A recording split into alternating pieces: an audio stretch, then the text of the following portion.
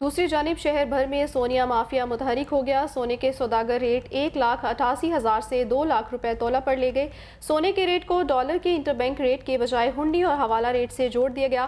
ताजिर फटपड़े इल्जाम लगाया कि यह सोने के असल ताजिरों को धमकियां लगाकर रेट निकाल रहे हैं। सोने के स्मगलर और माफिया ने कारोबार को यरगमाल बना रखा है। FIA और अरबाब इख्तियार सोने के कारोबार को उनसे छुड़ाएं और रेट को जानबूझकर फलस्तीन इसराइल जंग से जोड़ा जा रहा है। सोने के स्मगलर और रेट पर काबिज माफिया के बारे में तफसीलात जान लेते हैं अशरफ मेहताब से। जी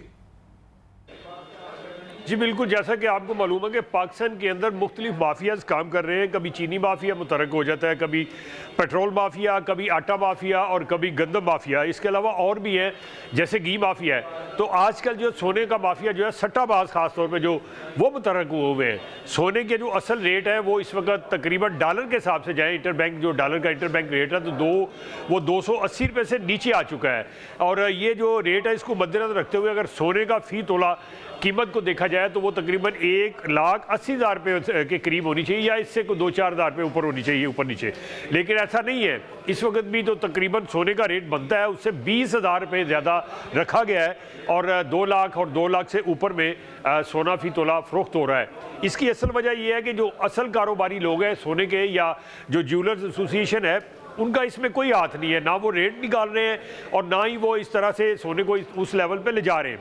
लेकिन इसमें जो है माफिया और ख़ास तौर पे जो सट्टाबाज हैं, जुआ खेलने वाले हैं, वो मुलव्वस हैं। और ये जो है बड़े बड़े टाइकून हैं, बड़े बड़े नाम हैं।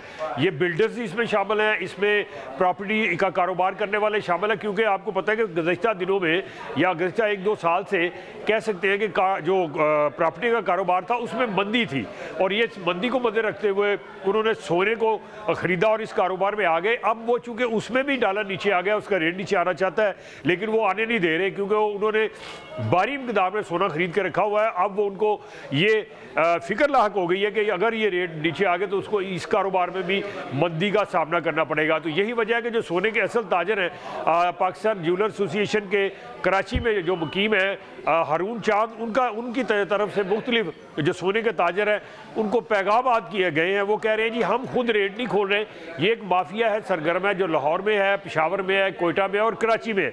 लेकिन जैसे ही रेट ऊपर गए तो वो लोग काम छोड़ गए, फैक्ट्रियाँ बंद हो गई छोटी मोटियाँ और लाखों लोग बेरोजगार हुए। वो जो कारीगर थे सोने के, जो तकरीबन एक दिन में एक 18 स्केल के ग्रेड के सरकारी अफसर के बराबर कमाते थे, वो अब रिक्शा चलाते हैं या कुछ मजदूरी करते हैं, जिसमें उन्होंने यकीन दिलाया कि हुकूमत की मदद करेंगे और सोने के वही रेट होंगे जो डॉलर के रेट के मुताबिक निकलेंगे। लेकिन ऐसा नहीं हो रहा। अब उन्होंने धमकी दी है कि अगर ये सट्टा माफिया बाज ना आया तो वो अरबाब इख्तियार को FIA को उनके नाम बता देंगे, लेकिन वो नाम ज़ाहिर इस वक्त फ़िलहाल नहीं कर रहे।